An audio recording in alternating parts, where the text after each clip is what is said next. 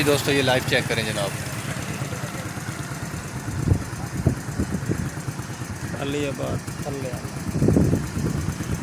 ये जनाब अलीबाद से बस्ती तले वाला, अलीबाद से सिर्फ 1 किलोमीटर के फासले पे है जनाब।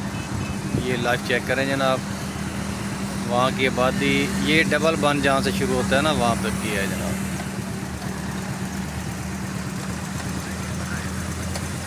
ये जनाब 508 पे जनाब, 508 पे जनाब ये मीटर है जनाब। बाईपास, पुराने बाईपास का ये मीटर है जनाब।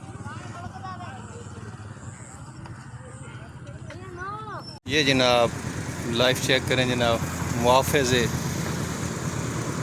आप दोस्तों के मुआफ़ज़ जनाब, इस वक्त जनाब एक लॉन्च ख़राब हो चुकी है, उसको जनाब लेते हुए वापस बान की तरफ आ रहे हैं जनाब।